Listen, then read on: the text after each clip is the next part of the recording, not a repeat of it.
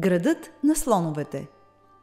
Отдавна, много отдавна, на брега на Ганг, свещената река на Индия, се издигаше един голям и хубав град – градът на слоновете. Неговите бели стени, ослепителни на слънцето, се открояваха върху прекрасната зеленина на градините, които се стелеха докъдето поглед стига. Оризищата се редуваха с широките сенки на вековни дървета. Великолепните храсти с продълговати блестящи листа бележеха тук-там по-тъмни петна в зеленината. През горещия сезон клоните на дърветата се отрупваха с златисти плодове, сладки и уханни. По бреговете на реката се извисяваше гората, дълбока и тайнствена, гъмжаща от птици, насекоми, маймуни и змии. Водите на Ганг, широка като море, миеха безмълвно стените на града. Улиците и уличките се съединяваха пред големите врати. През тях влизаше и излизаше пъстра и шумна тълпа, която се отдръпваше само когато минаваха слоновете. В далечината блестяха позлатените кубета на двореца. Същински град в града беше този дворец, съставен от многобройни беседки и сенчести дворове. В дъното на заобикалящата го градина се намираше оборът на 100 царски слона. Градът на слоновете можеше да бъде честит, но съвсем не беше така. Неговият цар беше сляп. Какво бъдеще очакваше града? То се очертаваше доста мрачно. В продължение на много години градът бил управляван от Вицитравирна, могъщ и разумен владетел, но злочест. Той имал всъщност 2 момчета, от които първото, Дритараштра, се родило сляпо, а второто, Панду, било с крехко здраве. След смъртта на царя, първородният му син не могъл да го наследи поради слепотата си.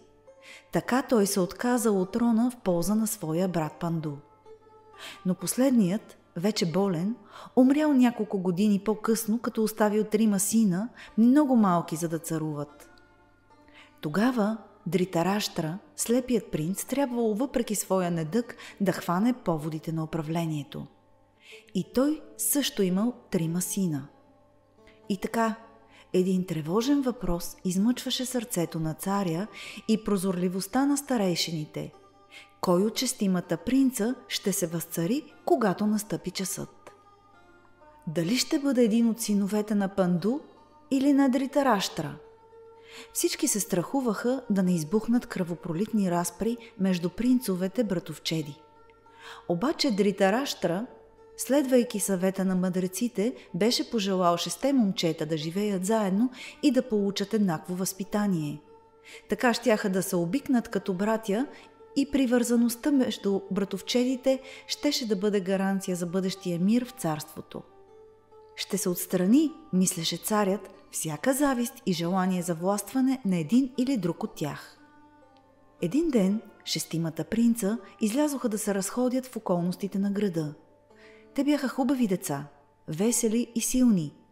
Децата на Дритараштра се наричаха според възрастта им – Дюродан, Дюсазана и Карна, а децата на Панду – Юдиштира, Пхимасена и Арджуна.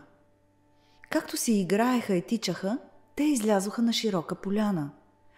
Пхимасена беше на 10 години, извънредно едър и силен за възрастта си. Той се търкулна в тревата и повика братята си. Юдиштира, Арджуна, елате тука, хайде да се борим. Тревата е толкова мека и свежа, че ние в никакъв случай няма да се натъртим. Не, се провикна Юдиштира. Защо да се борим с тебе? Ти винаги побеждаваш. По-добре е да играем на топка. Предложението беше прието на драго сърце и от другите. Нямаха никакво желание да се борят с това лъвче Пхимасена. Горд от победата си, той щеше да им се надсмива през целия ден. Застанаха на доста голямо разстояние един от друг и почнаха да си подхвърлят топката. Пхимасена се забавляваше, като объркваше играта, хвърляйки топката много силно и надалече. Арджуна, Юдиштира и Дюродан, напротив, играеха сдържано. Подир някое време Пхимасена запрати топката още по-силно, та Дюродан трябваше доста да потича след нея, но тя падна точно в кладенеца, който се намираше недалеч. Доволен ли си сега? Викна раздразнен Дюродан на замаяния от своето юначество Пхимасена. С теб не може никога да се играе. Децата се струпаха около кладенеца да гледат топката, която плаваше на дъното в черната вода. Ами сега, проплака Карна, най-малкото от децата на Дритаращра. Какво ще правим? Голяма работа, отвърна Пхимасена. Аз ще се спусна в кладенеца и ще извадя топката. Всъщност той вече съжаляваше, че бе прекъснал играта с глупавата си постъпка и малко се срамуваше от укора, който се четеше в очите на другите. Не върши глупости, се намеси Юдиштира, който беше сериозно момче. Струва ли си да се удавиш заради една топка? Имаме и друга. Докато се припираха така, децата забелязаха един човек. Той седеше с кръстосани крака, неподвижен и мълчалив под сянката на едно голямо дърво, ниагрода. Те бяха много учудени, че не са го забелязали по-рано и се досетиха, че е Брамин, един от онези мъдреци, които се предават на съзерцание и на изучаване на свещените закони. Браминът беше слаб, с лице обгоряло от слънцето. Дългите му посивели коси бяха сплетени на една плитка, завита отгоре на главата. Като някой беден учелник имаше на гърба си само една роба, пристегната в кръста. Той беше погълнат от съзерцание на един стълбец дим, който се издигаше пред него от копчина на кладени съчки. Малките принцове се приближиха полека и поздравиха човека много почтително, като му се поклониха със събрани ръце пред челото. Браминът им хвърля изпитателен поглед и им се усмихна закачливо. Изглежда, че достоинството и смелостта на нашите деди малко ви липсват, каза той. Нима внуците на великия Вицитравирна се огъват пред такава лека задача, каквато е да се извади една топка от кладенец. Момчетата ополиха очи. Брамините никога не лъжат. Възможно ли беше да им се подиграва? Гласът на непознатия ги изтръгна от тези мисли. Ако направите това, което ви кажа, ще си върнете топката. Гледайте, аз също ще хвърля моя пръстен в кладенеца и ще си го върна заедно с топката, без да си помръдна пръста. Децата гледаха Брамина с зяпнали уста. Този човек не се шегуваше. Ето, че хвърли пръстена си в кладенеца. Мъдрецът продължи. Донесете ми 4 стъбла от дива захарна тръстика и не ми се месете по-нататък.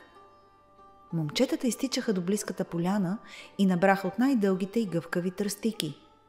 Върнаха се при Брамина с цял сноп прави и лъскави стъбла.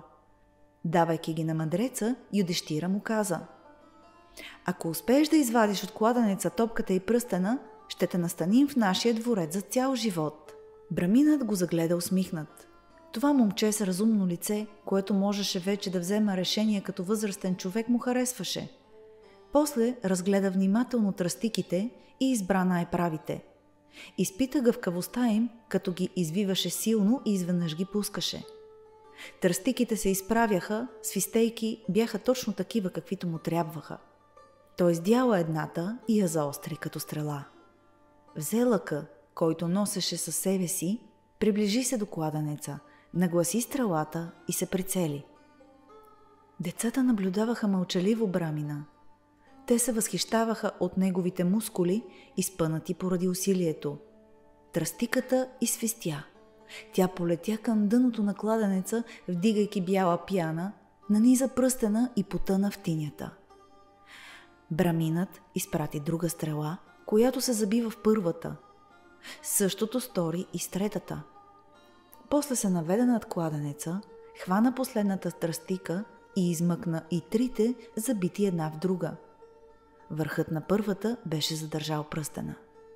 Момчетата го гледаха с удивление. А сега какво ще сториш, за да извадиш нашата топка? Запитаха те. Вместо отговор, Браминът нагласи със сигурна ръка четвъртата тръстика и дълго се цели преди да я изстреля. Топката, ударена на подходящо място, се завъртя около себе си, удари се в стената на кладенеца и отскочи чак до ръба му. Необикновеният старец я хвана и я върна на нейните притежатели така естествено, сякаш това геройство за него беше проста игра. Младите принцове не можеха да се опомнят от изненада.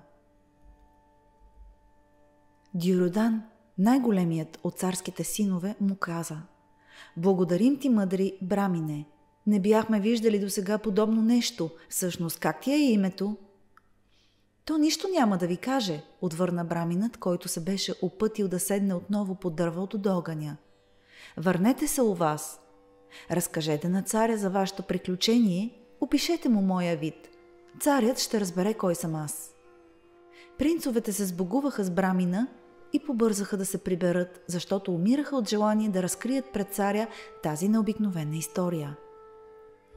Заглавие: Учителят Дрона. След като изслуша разказа им, царят размисли малко, после каза на своите деца: „Само един човек в цяла Индия е способен на подобно геройство. Това е Дрона, мъдрецът, който най-добре познава свещените закони, най-ловкият стрелец от всички времена.“ Отидоха да намерят брамина и го доведоха пред царя. Той го запита: „Ти ли си учителят Дрона?“ „Да“, отвърна браминът с поклон. „Аз съм Дрона.“ „Бъди добре дошъл, праведни брамине. Но кажи ми, защо си напуснал своето уединение и си дошъл на брега на Ганг?“ „Велики Дритараштра“, започна Дрона с тих глас. „Ти знаеш, че моят баща, прочутият учител Барадваджа, ми остави в наследство училището на училищата горе в планината, на границата на Индия. Там преподавах мъдростта, на която той ме бе научил. Уви, един ден бях помамен от стремежа към великолепие, аз, който бях учил на мъдрост другите. Напуснах училището и тръгнах на път. Дълго вървях, много изстрадах и ето ме тук. Аз искам само едно, мъдри и добри Дритараштра: да увелича блясъка на твоя град. Кажи ми, какво бих могъл да направя за тебе?“ „Всичко, което притежавам, е твое, можеш да разполагаш с него“, му каза царят. „Поверявам ти възпитанието на моите деца и на децата на брат ми Панду.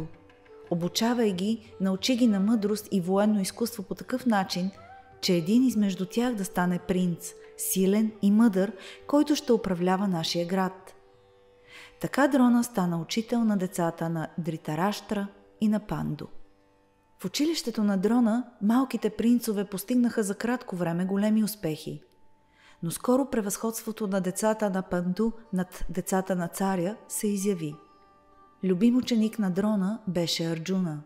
В няколко урока само той усвои боравенето с лък. Момчето следеше внимателно своя учител и малко по малко откриваше тайните на неговия изключителен пламък. Юдиштира, едро русо момче, с умно и приятно лице, се отличи бързо в язденето на кон и карането на бойна колесница. Но той обичаше преди всичко да слуша уроците на Дрона. Пхимасена беше най-ненадежният ученик. Той се прозяваше или заспиваше в часовете по религия и морал, но дойдеше ли ред на игрите, да тичат, да скачат, да раздвижват мускулите си, той се развилняваше. Ядеше толкова, че сам поглъщаше повече храна, отколкото всичките членове на царското семейство взети заедно. Беше станал същински великан с огромни ръце, които стискаха като клещи и удряха като чукове. Заради неутолимия му глад го бяха нарекли Вълчи търбух. Но Пхимасена не беше лош, напротив. Той раздаваше на бедните всичко, каквото имаше, и се претичваше на помощ на слабите, ако бяха тормозни от по-силните. Обаче ревността като бурен пускаше корени в сърцата на царските синове и малко по малко се превърна в ненавист. Дюродан имаше мъжествен характер, но беше гневлив и суров. Той се оставяше да бъде подведен от лошите съвети на брат си Дюсазана, който не пропускаше случай да причини зло на братовчедите си. Карна, най-малкият син на царя, колкото схватлив, толкова умен и хубав, би израснал в добри отношения с братовчедите си, ако Дюсазана не беше упражнил и върху него пагубното си влияние. Усилията на учителя Дрона да въдвори разбирателство между учениците си бяха осъдени на провал. И винаги Пхимасена беше онзи, който предизвикваше крамолите. При къпане в басейна на палата, великанът, който обичаше също да се прави на шут, се мяташе сред братовчедите си и ги подхващаше, сякаш бяха слабовати, или ги задържаше под водата, докато почнаха да се давят. Или пък, когато децата на царя се катереха по дърветата да берат плодове, Пхимасена се приближаваше незабелязано и раздрусваше стеблото с такъв мощен ритник, че неговите другари, изненадани от тласъка, падаха заедно с кошниците си. Ако протестираха, ако го заплашваха, той се смееше и ги предизвикваше на борба. Учениците на Дрона бяха вече юноши. Един ден на Дюсазана, отекчен от безобразията на своя братовчет, му хрумна дяволска мисъл. Той повика с кръшом братята си и ги запита: смятате ли още дълго да търпите тиранията на вълчия търбух? Дюродан и Карна загледаха брат си объркани, без да посмеят да му отвърнат. Дюсазана настоя: не ме гледайте така, отговорете ми, ще ви бъде ли угодно веднъж завинаги да свършим с вълчия търбух? Що за въпрос? Разбира се, че да, отвърна докачен Дюродан. Ти знаеш колко го ненавиждаме и колко щастливи ще бъдем да се отървем от него, но кой ще има куража да го предизвика? Дори тримата заедно нищо не можем да му сторим. Зла усмивка се изписа върху устните на Дюсазана. Аз нямам силата на Пхимасена, нито твоята, мой храбри Дюродан. Да не говорим за твоята, мой боязливи Карна, но аз имам нещо тук вътре. И той се почука с пръст по челото. От години обмисляме едно отмъщение. Да премахнем вълчия търбух и да накажем горделивостта на неговите братя. Добре, аз намерих начин, безшумен и чист. Вълчия търбух ще умре, но никой не ще може да ни заподозре. Слушайте добре. Утре ще подканим братовчедите си да направим една разходка до Праманакоти на брега на Ганг, където баща ни заповяда да се построят новите басейни. Вълчият търбух сигурно ще приеме и ще подхване както обикновено своите предизвикателства. Но те ще му бъдат последните.